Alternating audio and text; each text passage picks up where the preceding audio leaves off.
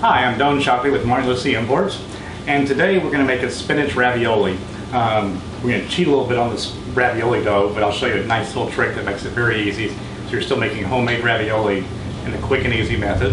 And we're going to pair it today with the Negramaro from Mocavero. This is delicious, delicious wine from the Puglia region, and Negramaro is not a well-known grape.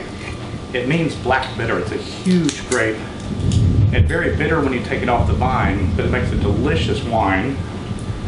And the Mocavero winery was taken over by two brothers a few years ago, and their father had made wine there, and he made it very, very old world style. A lot of earth to the wines. They were very good, but the brothers have modernized things a little bit. And it's a little bit more new world style, so there's a lot more fruit in here, a little bit less of the earthiness than you used to get. Oh, it's delicious. It's so good. It's got fruit, a little bit of the earthiness to it, good acidity, well balanced. It's just a delicious, delicious wine. It'll go very well with the spinach ravioli today. Let's make our ravioli. I have one packet of just frozen chopped spinach that I've thawed out. I've squeezed all the water out of it. And to that, I'm going to add about a half a cup or so of mascarpone cheese, a little bit of mozzarella cheese, about half a cup, and about a half a cup of Parmesan cheese. And that's going to be our filling. Mix this all together real well.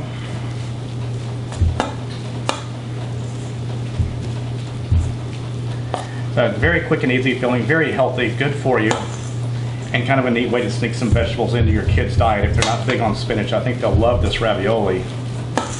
I'll give this just a nice little mix here. It doesn't have to be mixed up real well, because when we stuff it inside the ravioli, it's going to cook. They're going to cover with the tomato sauce, and it's going to come out and be just delicious. So there's our filling. It's very quick, very easy. Got that ready to go.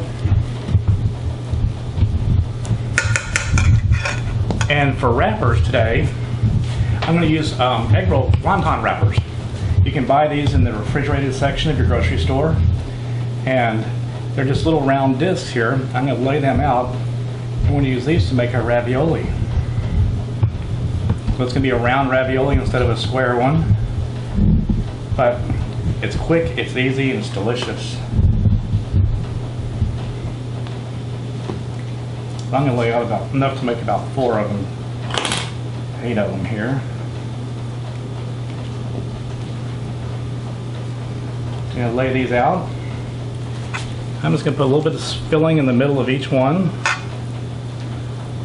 You don't want to get it too close to the edge, because we got to seal up the raviolis here in a minute.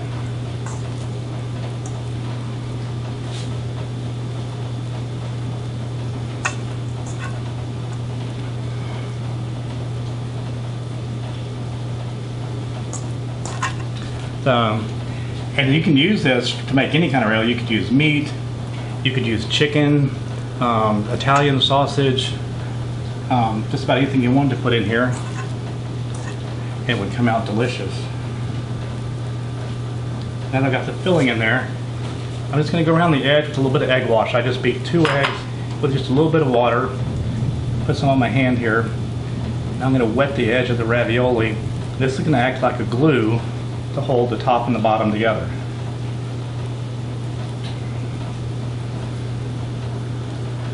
So we use egg wash for a lot of different things in the kitchen. It can promote browning, it can be a glue, it's the duct tape of the kitchen.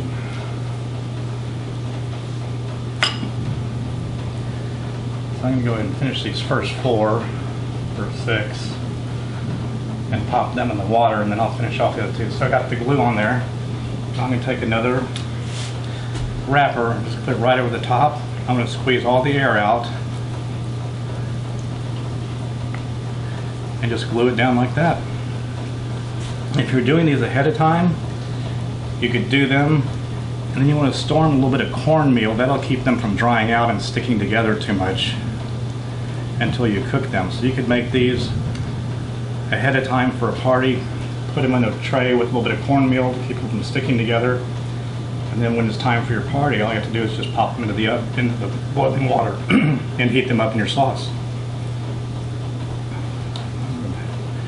Finish off this fourth one. I've got a pot of boiling water over here.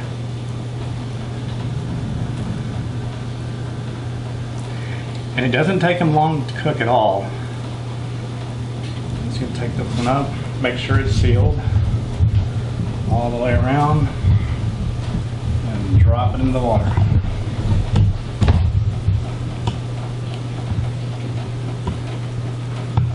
You need to make sure the water's at a pretty good boil.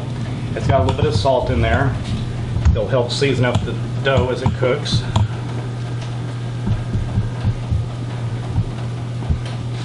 And while that's going, I've got another pan here I'm letting hot, and I have just a jar of Newman's Own tomato sauce here. You could use whatever your favorite variety is, but this makes it quick and easy, or you could make your own if you wanted to.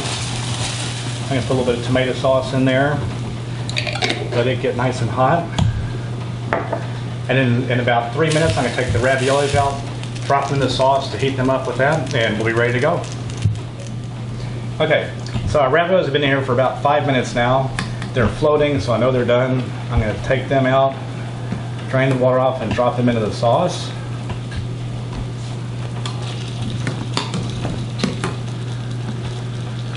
I'm going to let these other four start cooking while I finish these off. I'm going to drop these guys in there real quick. I'm just going to let the sauce heat up in there and get a little bit of chopped parsley to garnish with.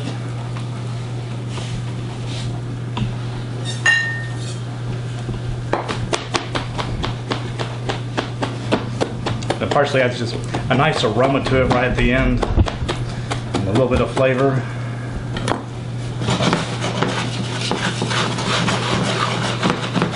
Oh, it's going to be so good. And with this Spinach Negramaro, it's going to be absolutely perfect. Take these guys out.